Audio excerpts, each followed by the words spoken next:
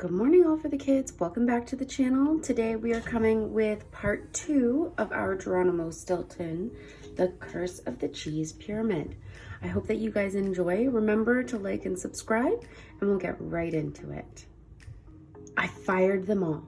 Just then I noticed something else. The office was so quiet. Where were the reporters, the editors, the proofreaders, and the secretaries? Could they all be taking a coffee break? Somehow I didn't think so. I had a terrible feeling. My whispers began to tremble. "Grandfather," I squeaked, "where is everyone?" He plopped down on the chair and grinned. He looked like a cat who had just swallowed a plump Thanksgiving mouse. "I thought you'd never ask, grandson," he said, laughing. He pulled me closer and put his snout up to my ear. "I came up with the most brilliant idea," he whispered. Then he suddenly shouted at the top of his lungs, "I fired them all!" Have you any idea how much money we're going to save by getting rid of those cheese guzzlers? I jumped. Something was ringing, and it wasn't a phone. It was my ears. "You fired everyone?" I stammered. "But grandfather, how are we supposed to run a paper?" He snorted, waving his paw in the air. "Grandson, I've made up my mind. The paper will be run by the family. Our family. The Stilton family," he declared. Just then, the door banged open and 3 rodents charged into the office. The first was my cousin, Trap Stilton, also known as Pushy Paws. He is a plump mouse with a loud voice who loves to tell terrible jokes. He's had a ton of different jobs, including ship's cooks, cheese taster, stunt mouse, and an extra in a horror movie. He played a zombie rat in the graveyard scene. Once, he even took a job with the circus, training fleas to do silly tricks. Next came my sister, Thea. She is the Rodent Gazette's special correspondent. Thea can fly a plane, scuba dive, and ride a motorcycle. She has a black belt in karate. She has big violet eyes and more charm than last year's Miss Mouse Island. Thea's got a new sweetheart every week. It's true, that sister of mine could convince a starving rat to give up his last stick of cheddar cheese. Of course, Thea is also Grandfather William's favorite. The last mouse in the door was my adorable favorite nephew, Benjamin. He is 9 years old and the sweetest, most amazing little mouse ever. Oh, how I love my precious nephew. "Geronimo, do this. Geronimo, do that." Grandfather William eyed us with pride. "My dear, dear family," he said, "hold on to your tails. We're about to save more money than Scrooge Rat during the holidays. Let's see. First, Geronimo can sort the mail and sweep the floors starting at 5 in the morning during the day.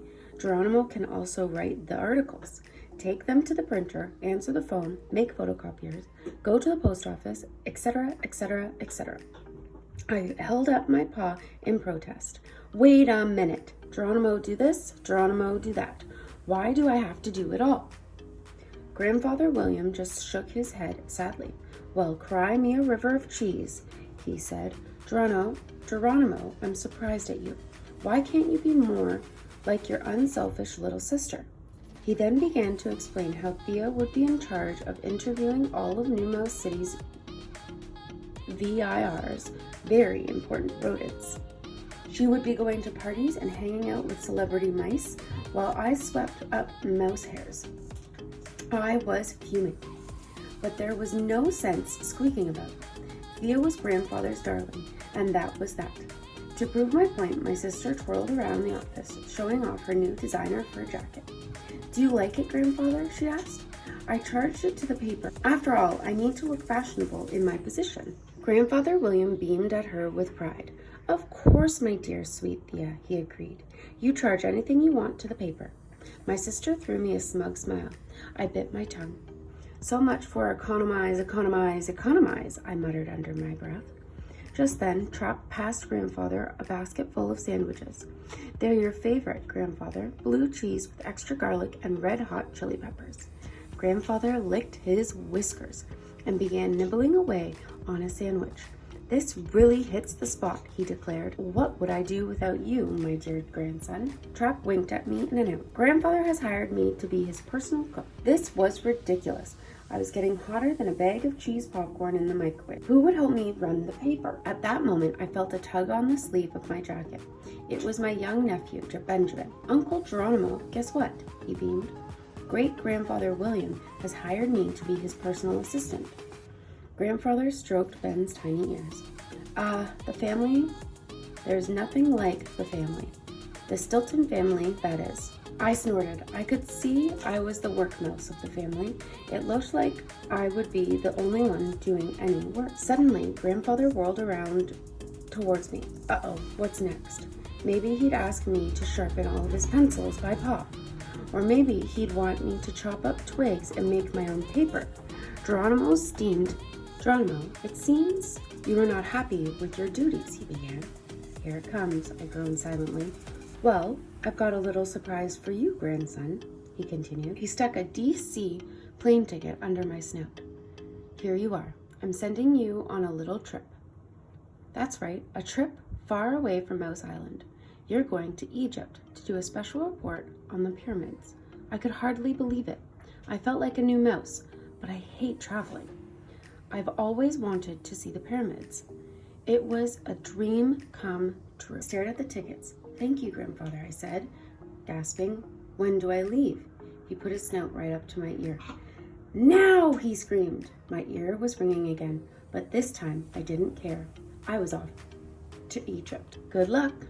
I was so excited. It isn't every day a mouse leaves the island to travel to Egypt. At the airport, I searched for my ticket counter. "Excuse me, is there a DC Airlines check-in?" I asked a mouse in the airport uniform. She gave me a look full of pity. "DC Airlines? You mean dirt cheap airlines?"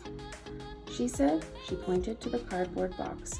"Good luck," she called as I headed for the box. "Good luck," I repeated to myself. What was that supposed to mean? Behind the box stood a plump ticket agent with greasy whiskers. She looked me over suspiciously. "Are you sure you want to get on this flight?" she barked. "You're not going to scamper off at the last minute, are you?" I blinked. "Why would I do that?" I asked, confused. Just then, a shady-looking mouse approached me. "Hello, my furry friend," he crooned, pumping my paw with a crushing paw shake. "I'm Sammy Slickpaw, but you can just call me Slick." I winced, checking my paw for broken bones. Slick just grinned wider. "I'm here to offer you a life insurance policy," he continued. "Did you ever think your plane might crash?" I turned white. My heart started racing like Mario Mousetti at the track. Well, I try not to think about it," or I mumbled. He nodded gravely. "Well, you really should," he said softly. "I mean, one minute these planes are up and the next minute they're down. Do you have any idea how many planes crash each year?" I gulped. I didn't really want to know. "Just think," Slick rattled on. "If you had a little life insurance, then your loved ones would be taken care of. Come on, sign here and take a load off your mind." He shoved a piece of paper under my snout. What a slick sales mouse, I thought. But then I felt a pang in my heart. What would happen to little Benjamin if I were in mouse heaven? What about his future? Would he end up begging for moldy cheese crumbs instead of heading off to college? Maybe an insurance policy isn't such a bad idea after all. I pulled out my pen, but before I could sign the paper, Slick held up a paw. "Just one little question before we do the deal," he said. "You're not flying with dirt cheap airlines, are you?" I blinked. Well, yes, as a matter of fact, I am," I answered. Quick as a water rat doing the paw stroke, he snatched the paper back. "Forget it," he squeaked. "I can't insure anyone flying with them. They're the worst. It's far too risky." I was beginning to get a terrible twinge in the pit of my stomach. Oh, what a day. I hope that's not Geronimo's plane. But I guess we will find out when we come back for part 3. Awesome, friends. Thank you so much for listening, and I hope you guys come back for our next part, our part 3 of this series. And I will have the first part linked in the description below. So don't forget to like and subscribe. We'll see you here next time.